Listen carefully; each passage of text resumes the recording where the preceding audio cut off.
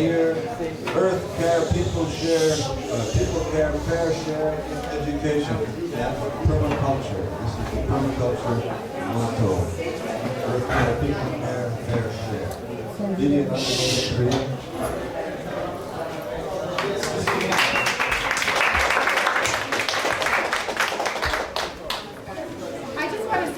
My voice is carrying as well as others. Are the people in the back quiet back there. able to hear? You want me to use this? Okay. Is it working? Yes.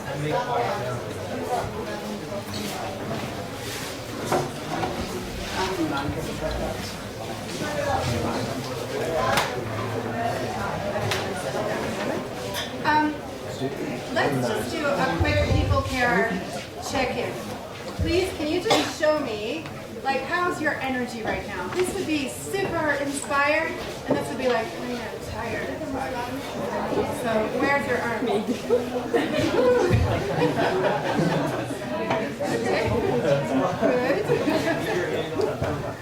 Okay. Can we go? Turn the mic up. Can you hear me better now? Is it on? It's working. It's working.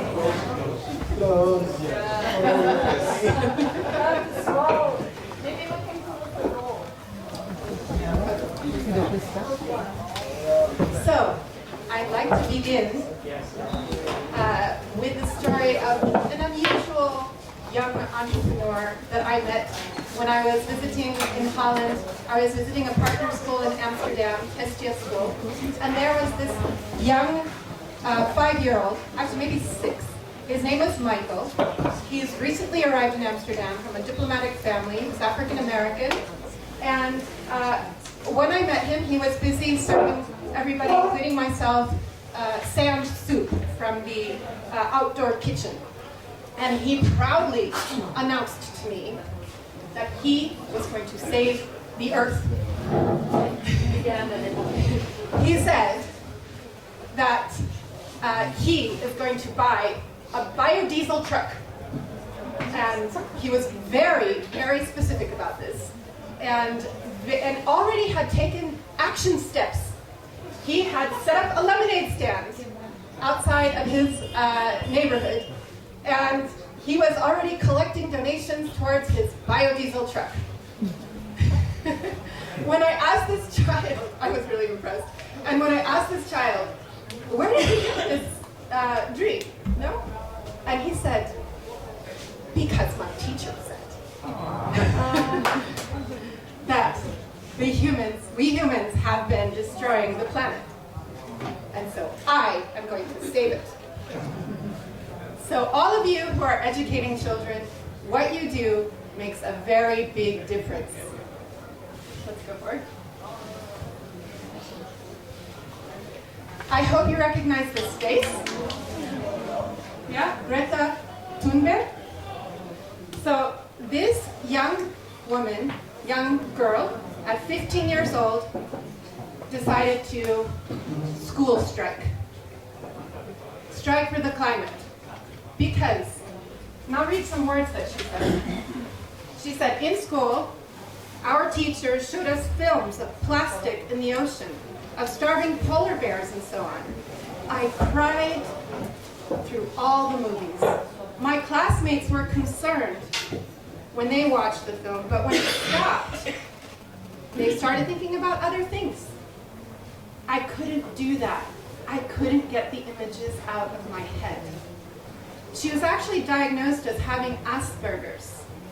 But despite that challenge, she has been speaking on TED Talks, and her small individual protest by herself outside of the Swedish Parliament has now, in the past months, gathered 1.4 million children all over the world. It started a year ago in August of 2018. And these children say, we, the young, are deeply concerned about our future. We are the voiceless future of humanity. We will no longer accept this injustice. We finally need to treat the climate crisis as a crisis. It is the biggest threat in human history, and we will not accept the world's decision makers in action that threatens our entire civilization. Climate change is already happening. People did die, are dying, and will die because of it, but we can and will stop this madness. United, we will rise until we see climate justice. We demand the world's decision makers take responsibility and solve this crisis. You have failed us in the past. If you continue failing us in the future, we, the young people, will make change happen by ourselves. The youth of this world has started to move and will not rest again. Again, this young revolutionary, her journey started out in her school with teachers that were making her aware and scared about the future of the planet. Okay? Go forward. This is another super inspiring project, also with a young person behind it. Have you heard of the Great Ocean Cleanup? Yes. So, go for it. This young man from the Netherlands, Boyan Slat, started innovating at 16. And he went, after he went on a diving trip with his family to Greece, and he was shocked to see that there were more plastics in the ocean than fish when he was diving. It really disturbed him. And so he started putting his mind to it and thinking, he found out about the Great Pacific Ocean Patch. And for a science project in his high school, he designed a way for the ocean currents to gather the plastics that are floating on the surface of the ocean in a kind of V shape and skim them off the surface of the ocean. So it's still a prototype that's being tested. It gathered lots and lots of support from all over the world. And they're still tweaking it to get it to work properly, but they're very determined. And it's a beautiful example at the same time of permaculture, working with nature instead of against it. Because they're using the ocean currents and the winds, which are abundantly available, to power this device. So allowing it to work passively. It's brilliant.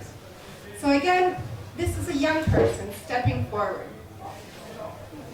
Meanwhile, in Cape Town, a year ago, in 2018, the whole city almost ran out of water. They called it day zero, the day that the taps would run dry.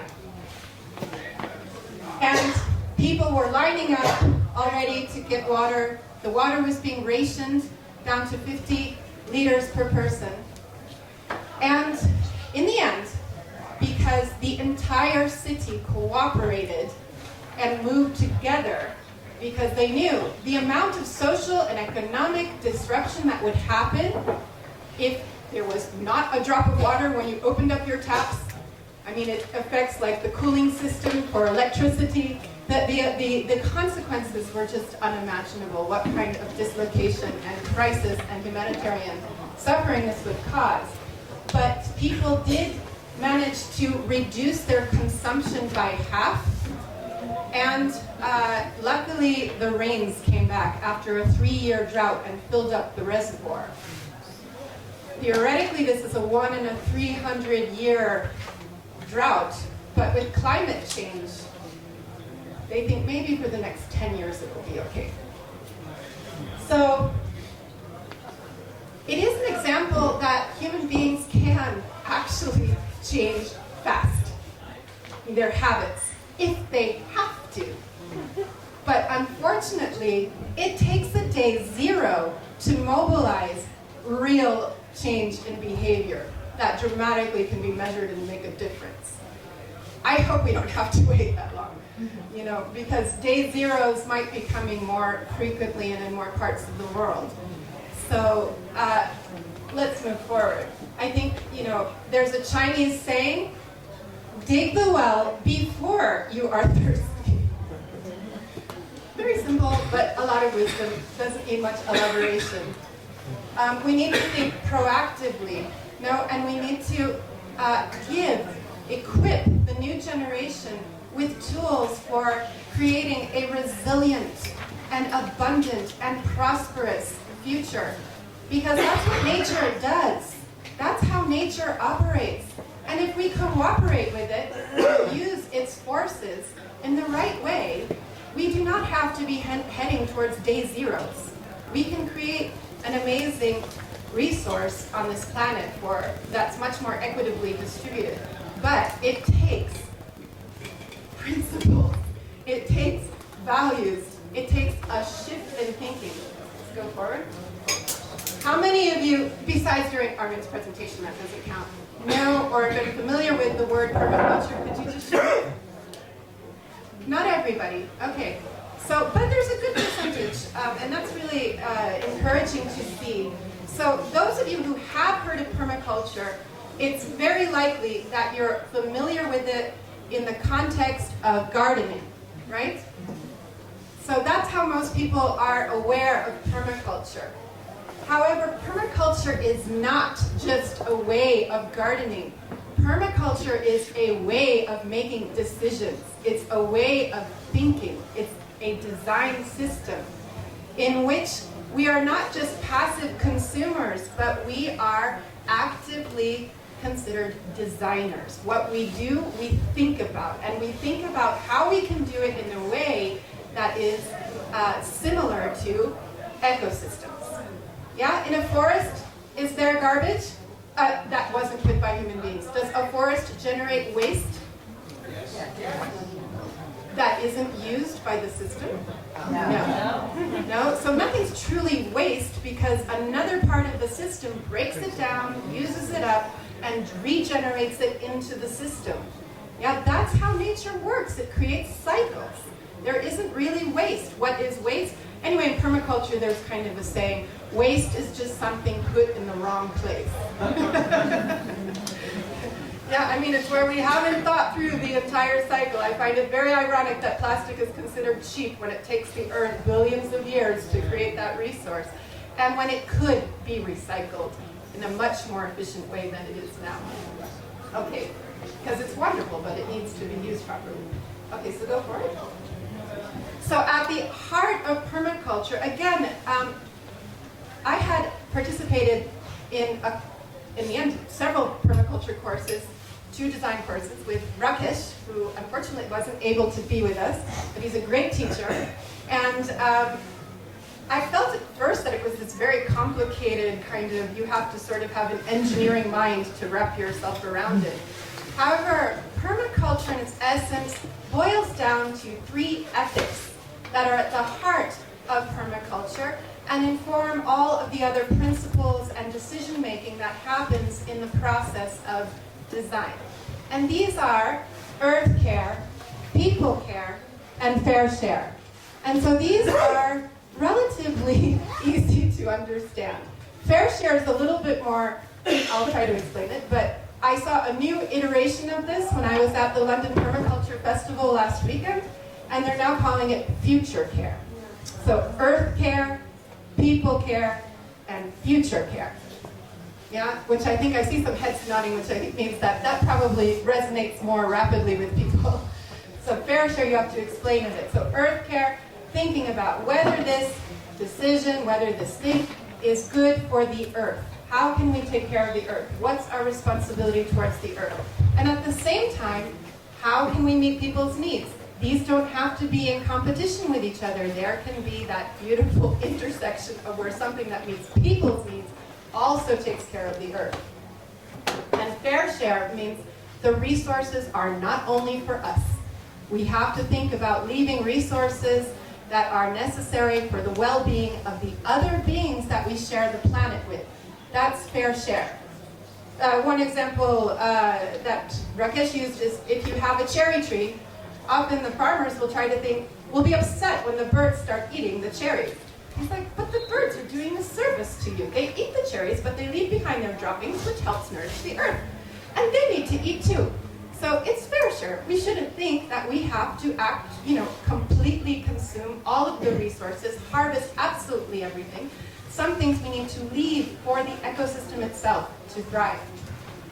Okay. So permaculture as a word was coined by Bill Mollison in Australia in the 70s? Yeah. 60s? Yeah. So perma comes from the idea of permanent. This is in direct opposition to our, you could say, single-use culture. No? Our very temporary, not thinking ahead, just immediate gratification. So how can we set up systems that are resilient enough and that have their own feedback loops that nourish rather than deplete? Can you imagine that we could design systems that would be nourishing to the earth, that we would be reaping resources, but at the same time putting back maybe even more than we take out to regenerate? There is a whole new type of science and job called earth remediation. Yeah? And the earth remediators or earth healers, they go into damaged areas of the earth and they use funguses and special microorganisms or plants to regenerate damaged ecologies. Even in the area where they were testing the atomic bomb, there are women that are eco-remediators going in there with special fungi to treat it and to help recover the earth. We can do this. Okay, so, and culture. It comes from culture. So popcorn style, anybody want to just throw out there, what are some key aspects of culture? What does culture mean to you? A loaded word. Anybody? A way of doing things. What's it made out of?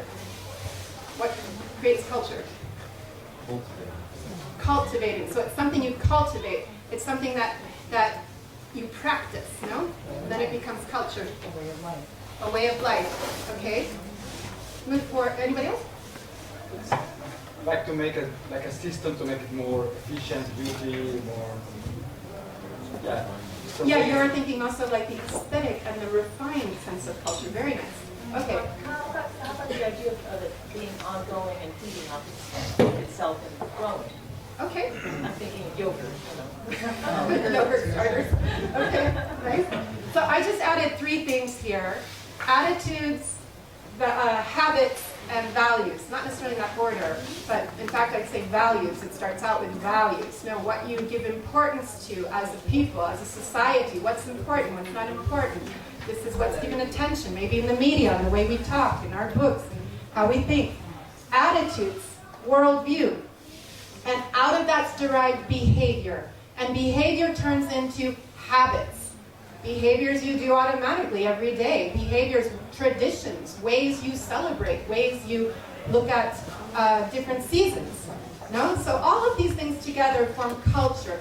So permaculture, how then, if it starts then with ethics, it starts with values, shifting values. And how do we shape culture?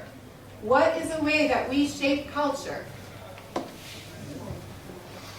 I mean, culture is quite resilient. Cultures are not so easy to change. They sometimes have existed for thousands of years, right? So how does culture get influenced? How does culture change? Oh, very nice. Yeah, contact with other ideas of other cultures. Mm-hmm. So I would say also that education is an instrument of transmission of culture, but also it's a key point for changing and influencing culture.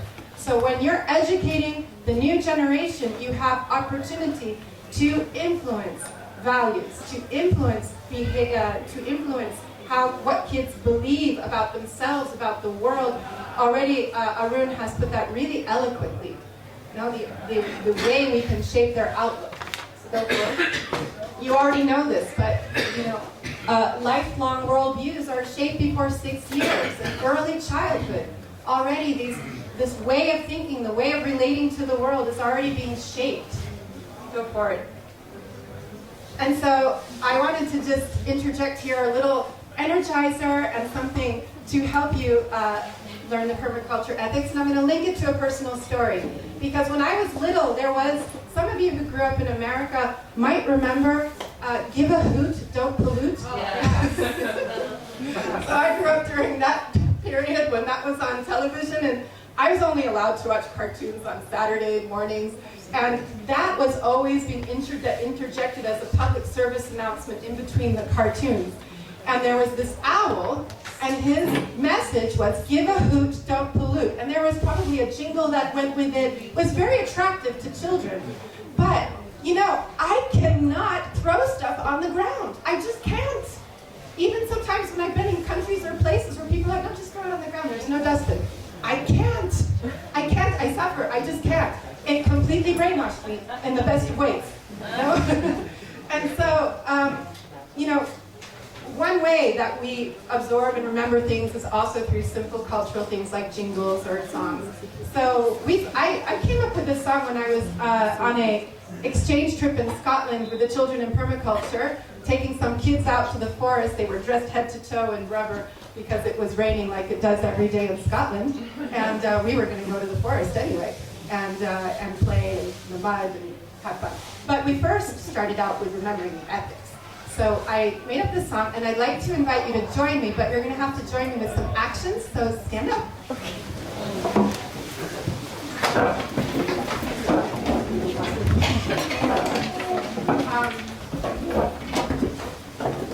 Okay, so these are the words, and there's also actions that go with it.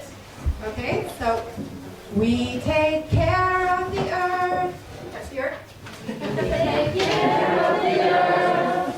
We take care of each other. Put your arms around your neighbor. We take care of each other.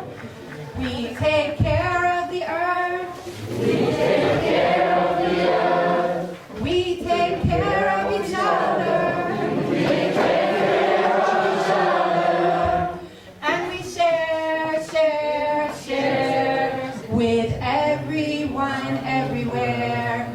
And we share, share, share with everyone, everywhere.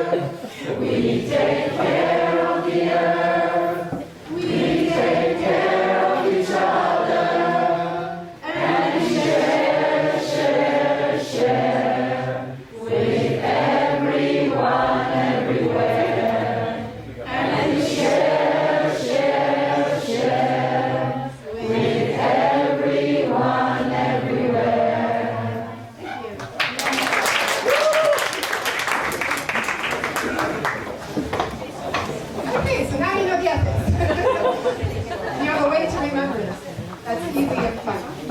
So, go for it. Okay, actually, the permaculture ethics, I did a lot of thinking about it because I just felt permaculture really somehow connects with neohumanism, but where is that point of connection? And when I was reading Liberation of Intellect, there was this idea of blissful and non-blissful auxiliary. Now, auxiliary means a helping force, a way of helping you when you make decisions. And so, Baba says says in the first stage you study, second you analyze positive and negative sides, and the third stage you arrive at blissful or non-blissful auxiliary. So when you complete this whole process of logical reasoning, the outcome is your awakened conscience. This state of awakened conscience is what is called rationalistic mentality. So this idea of filtering things, and thinking whether they are not just a good solution for me, but if it's also a good solution for others and for the earth and for the future of the planet. And so these ideas can be applied quite flexibly in a lot of situations. You don't have to be in a garden. You can ask the children how they're feeling, like the temperature thing we did. You can create mechanisms so that everybody can be heard. We have a nice thing also I learned in the Children in Permaculture conferences. When we felt that there's too much buzzing and we need to hear, then we can make a signal.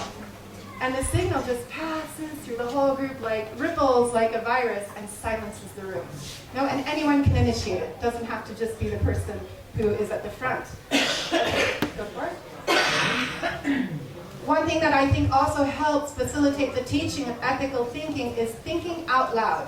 Sharing your thinking process with the children. As you do things, talk and have them participate in decision making and think about, would this be good for the earth? How could we do it so it would be better for the earth?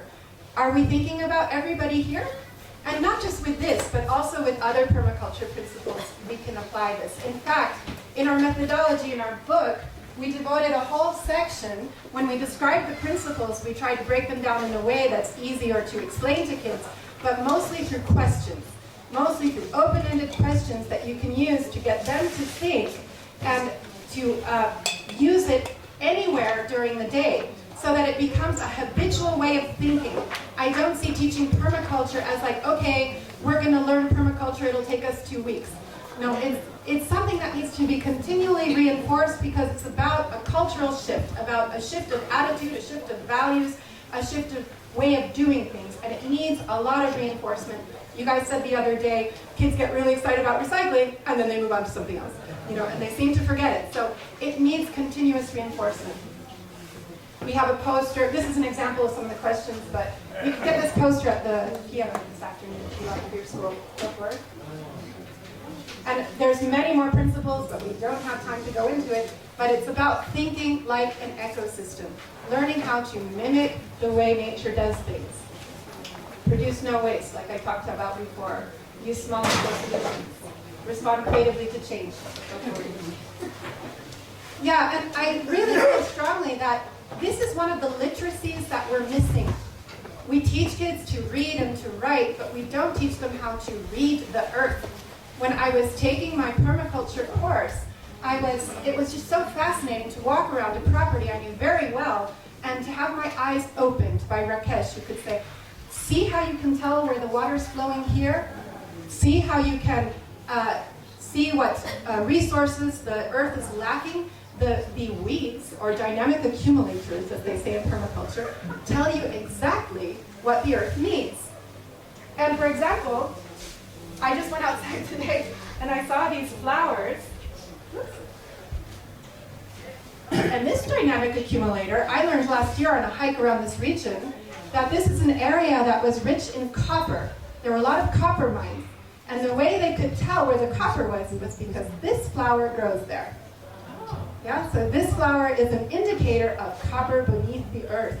And I thought, ooh, you could make an interesting story about that for kids, because if you can transform it into a story, it becomes memorable, not just a fact isolated from other facts.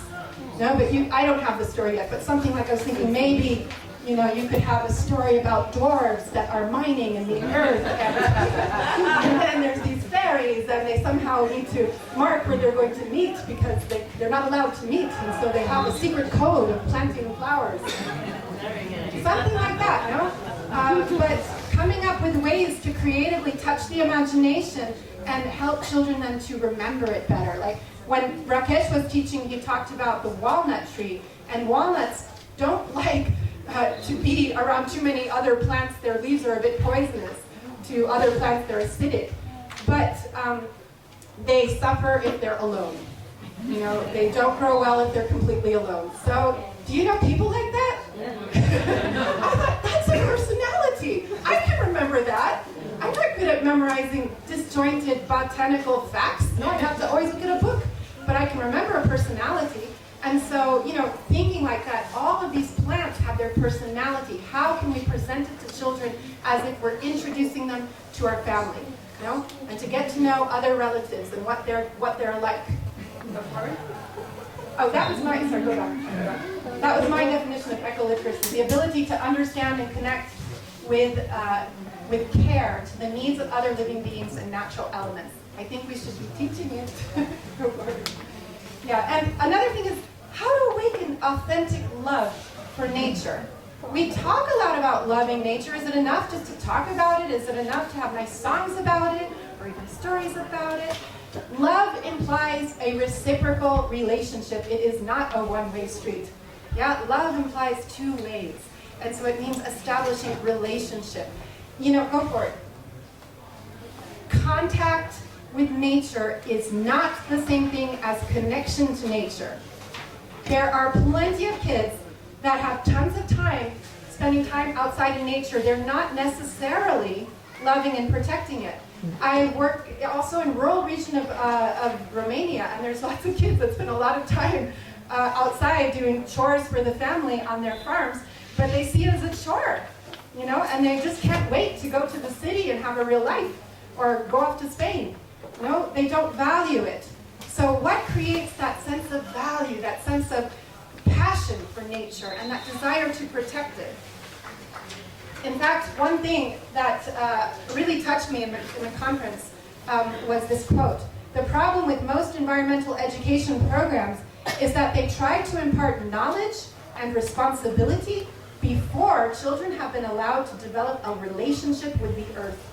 We need to allow children to develop their biophilia, their love for the earth, before we ask them to save it. Yeah, that makes sense. No, we're dumping this big responsibility on them, but go forward. But a lot of kids find it easier to stay indoor and watch television. And this author said, I worry that children do not know what they're missing. Children cannot love what they do not know. They cannot miss what they have not experienced. So, go for it. One of the keys, we don't have time for this, nice video. One of the keys is allowing children time in nature. This is just an example. That graphic shows how the freedom to roam has been reduced and reduced and reduced in every generation. So this is showing the great-grandfather of George, when he was age 8 in 1919. Not a particular safe moment of history, by the way, right? World Wars, right? So anyway, allowed to walk 6 miles to go fishing, which is that big, big circle. Yeah, and then the grandfather, Jack, age 8 in 1950, able to walk 1 mile on his own to the woods, that smaller circle. The mother, Vicky, age 8 in 1979, was allowed to walk to the swimming pool alone, a half a mile away. And the son, Ed, now 8, is only allowed to walk on his own to the end of his street, 300 yards. Yeah, so kids are not getting a chance just to experience nature on their own. Go forward. This is beautiful from the River School. I was really, really touched by their place. I mean, they just have an amazing facility. And I was also particularly touched by the forest kindergarten that they have there, where the kids are learning outside on the banks of the river every day. That's where they do their learning. And here they had Linda Davis, who was a native, an indigenous person who was sharing about the earth and what was here before the white people came. Go forward. Yeah, my first reaction, honestly, was something like this. Hey, shouldn't you be at school so you can learn the important things of life? With the blackboard, trees, trucks, roots, everybody sitting down nice orderly. Go for it. Okay, these are little kids from my kindergarten. That is a video if you hover over to this corner. Really short. Of the kids learning about, we had a tiny little garden in our courtyard.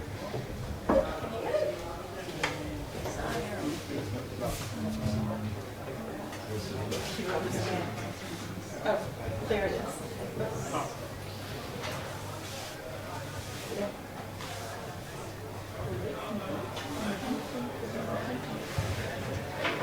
Okay. If it doesn't want to cooperate, it means we don't have time. Go for it. So, yeah, we planted this garden with some raised beds to prevent stones and stuff getting thrown in. And the kids were really proud. That was a video of when the Scottish kids came to visit and they were telling in English. They were identifying the names of the different herbs for their guests. I was so proud of them. And they were super enthralled with the process of watching kastravets, which are cucumbers, grow. And every day when they would come in, they would be like showing their parents, oh, look, it's gotten bigger. And oh, it's so cute. They were really connecting to the vegetables they had planted because they started with seeds on their windowsill. And we also finally got composting going, other stuff and so forth. And in our after-school center, we did a no-dig mandala bed at the Fountain of Hope After-School Center. All of the children were involved in this. And so they helped to do, with cardboard layering, and so that we could see that in the rural area, most people just think like if you do agriculture, it has to be digging and hard work. That there's also other ways of doing it that don't require as much hard work, but that are also, aesthetically pleasing. So it was interesting also for the parents in the community to see the result. Yeah, we talked yesterday, we touched upon it, this idea that there is this dominant paradigm of the school as a factory which emerged in the Industrial Revolution and created progress in society, because up until then, education was really only for the privileged few, and it became much more universally accessible. However, the ancient model of a gurukul is the one that Prabhat Ranjan Sarkar used to label our education quality management department.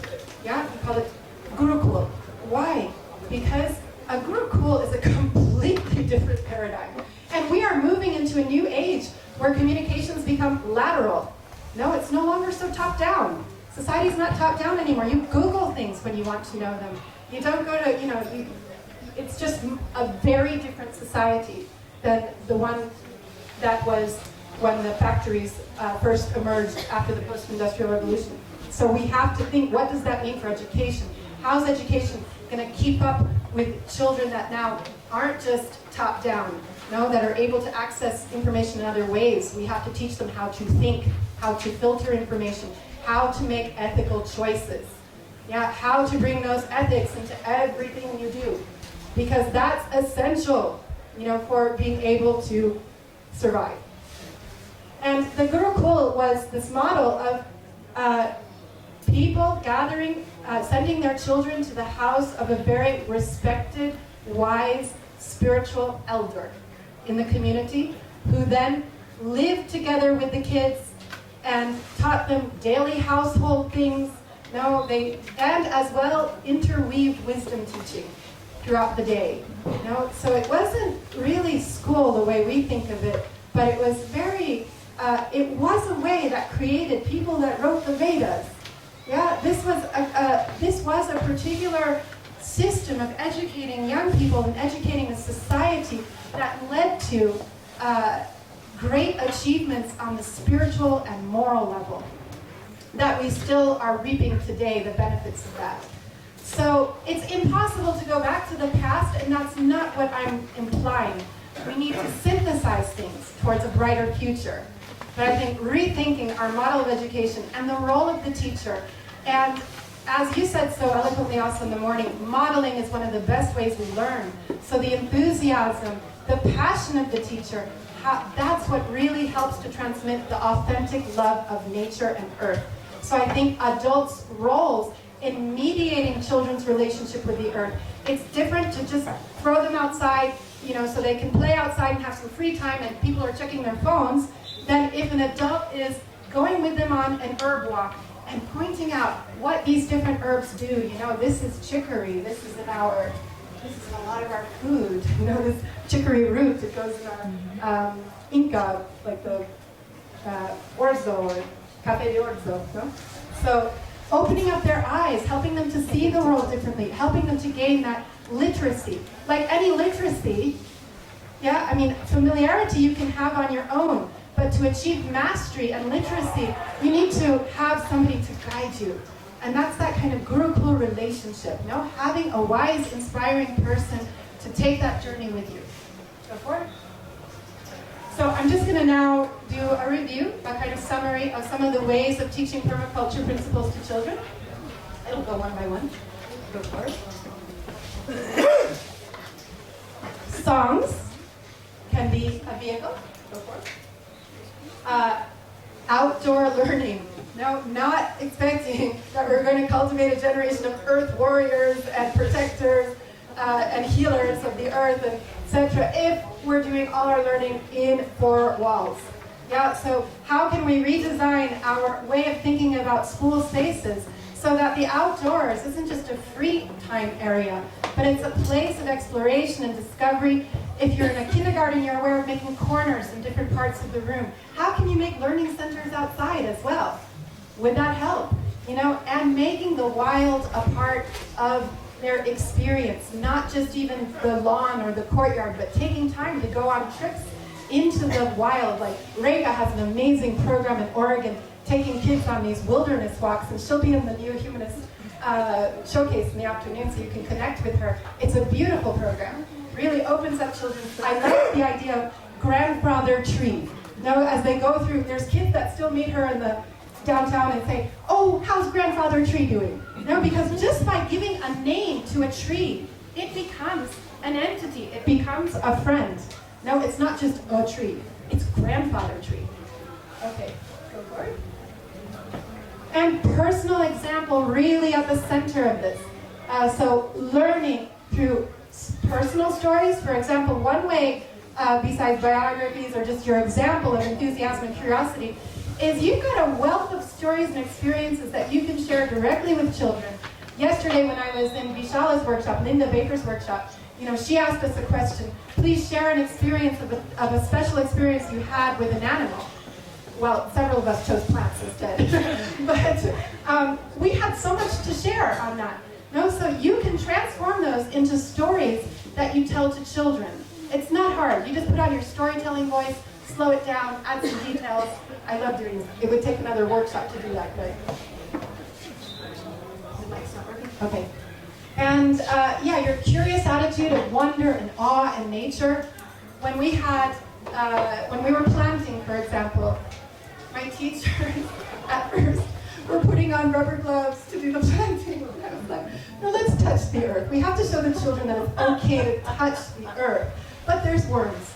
I'm like, exactly. They had a big problem with worms. So I thought that it's better that I do the planting just to show them that the kids will love the worms if you just show the worms to them in a fun way. No, so when I was, you know, planting, I found a worm and I said to the kids, "Oh, look, it's a worm!" And they're like, "Oh, it's so cute. Can I hold it too? Can I touch it?" Nobody was grossed out. Everybody wanted to hold the worm or to touch it or to interact with it. This I learned from Jadurani, who puts, you know, blindfolds on teachers and puts things like worms in their hands. During teacher training. So out loud, reflective thinking, participatory decision making to reinforce those ethics all the time. Every opportunity you get, the small little things that are happening during the day. Open-ended questions that stimulate their own thinking about why things are the way they are and how they can, you know, not only protect the earth, but also also with each other, taking care of each other. So we have, for example, this ethics cookies. So you can write the ethics on something like this and then just pop them out and say, like, so, earth care. Let's think a bit about earth care before we go on a picnic today. How can we take good care of the earth when we go on the picnic? Or let's take a minute now about people care. Now, is everybody actually feeling that they're being heard? Is everybody okay? You know, so you can bring these things up again and again in different moments, and that's what needs to happen, not just isolated. Okay, and repetition, repetition, repetition. Habits form because of repetition. Storytelling, which is what I just talked about. Also, you know, tapping into the wealth of indigenous storytelling, personifying different aspects of nature, like the walnut tree, or you know, the dwarves and the flowers. So if you can bring that into, especially fantasy, touch the deeper layer for the small children, that also really helps to bring them into the flow of caring about nature. So the last thing is just a brief glimpse of the different products that we came up with in the Children in Permaculture project. So this was a collaboration of 7 partner organizations from 5 countries, one of which was Italy. Valentina! I'm really so happy that she came to this conference. It really meant a lot to me. And they just printed, hot off the press, 1,000 copies of Permaculture for Children in Italiano. So don't buy the English book. 1,000 copies. Well, a few of them are here, so yeah, she has them with her. Go for it. And these are all the organizations. And this is the English book. It is all the materials. They were done with an Erasmus Plus project, European money. So all of the materials are also available for free. I could only carry 20 books in my suitcase from London, but if you don't manage to get one, you can order it if you want to have the hard copy. You can also read it online, which isn't so convenient, but all of the information is there. Okay, go for it. And piano! And this is our website, so childreninpermaculture.com. Yeah, this is where you can download all of the materials. It's not just the book. We also did case studies where each partner gave practical examples of how they were already implementing permaculture for children in their organization. Lots of practical stuff there as well. There's lesson plans, and only a tiny fraction of the inspirations for activities made it into the book because we didn't have money to read a big book. So we put them onto a database on the website. So the website's available also in Italiano and many other languages. If anybody here speaks Czechoslovakian or Slovakian, or we have many languages that are on it, and more are being translated, including in Egypt. So there's also videos, and there's a Facebook page where you can find out about trainings. Go forward. Next training that I will do will be in the Netherlands, and in the end of September. And at the same weekend, only one in Italy with Valentina. And we're also talking to do one together, but we haven't fixed the date yet.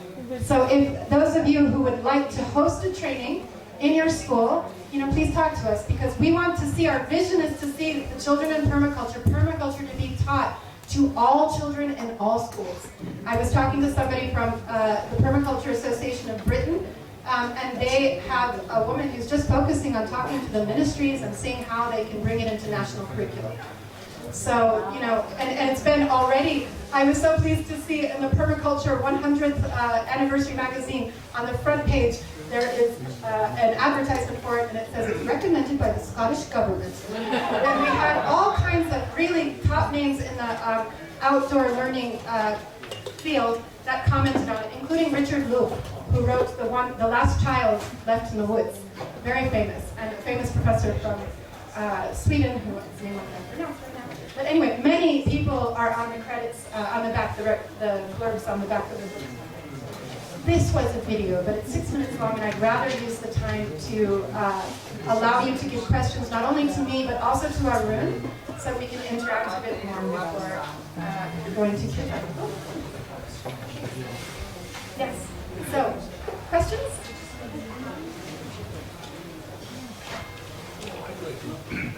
briefly talk about how you're involved in this movement. Hold it or magnetize it towards neohumanist. I mean, I think it's a natural thing that happens when everybody's ideas are put together, then some kind of, merging of ideas happens.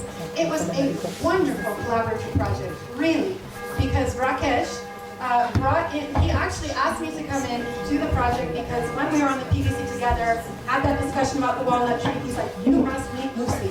And Lucy was one of the other authors.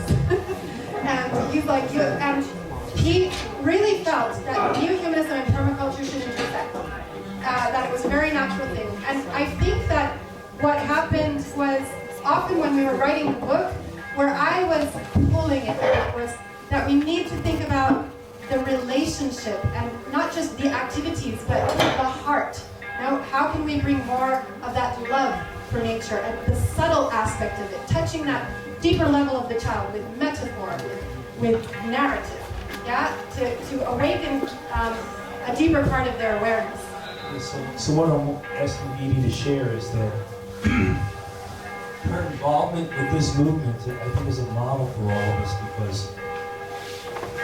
she knows about expanding the heart, and she brought a lot of that into the writing and into the movement because of her foundation in neohumanism. And it was accepted because their experience with nature was already leading them in that direction, and they were open to it. Yeah, I mean, it was just natural stuff that made sense, So, yeah, also Rakesh used a process called sociocracy for the governance of the collaboration. And so it was really an exercise in collaborative decision making in a way that doesn't always bog down the group. Sometimes it do. But it was usually our poor execution of it. But no, overall it led to people that I'd never met physically at first, not until we had our first meeting face to face.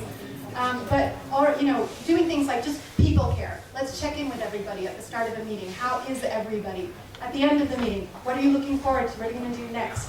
When we did that with the Proud Convention, really makes a difference. Brings the group together. You like meeting each other. It's not just focused on work and you don't know where people are and how they're feeling, how they're thinking.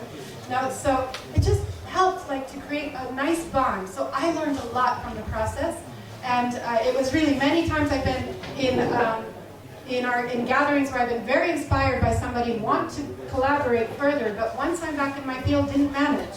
Whereas in this collaboration, we managed to sustain a 2-year collaboration. We wrote a book online on Google Documents. It was all online collaboration, and it really became very close to the people like Valentina and the others that are in the project. So it was a good model also of cooperative work. Like learning from each other, respecting each other, having that closeness also on a relationship level leads to a lot of understanding. Any other questions? Or comment? Didi, I'd like to ask you, why do you call this permaculture for kids? Why don't you call it environmental education? Is there a difference? Is there a different focus? Yeah, because they feel it's a lot more than environmental education. We discussed that. I mean, even when we were trying to come up with the title, that permaculture is broader than just environmental education, because it's also about relationships between people. It's also about the future care. It's broader. It's like neohumanism. We wouldn't say neohumanist education is just environmental education. It's broader than that. It's an education, an ethical education. It's a worldview education. So, and it came out of, all the partners were invited and came out of the lead partner was the Permaculture Association of Great Britain. And interestingly, they now have, when they did their strategic planning, they decided to put bringing permaculture into schools as one of their main strategies for bringing permaculture forward into the world. Because they see it's a way to bring it to many more people. Because if you reach children, you reach parents. Have you seen that? You teach your kids to recycle, and then the parents say, "Oh, I can't not recycle anymore because the kids are." So strong.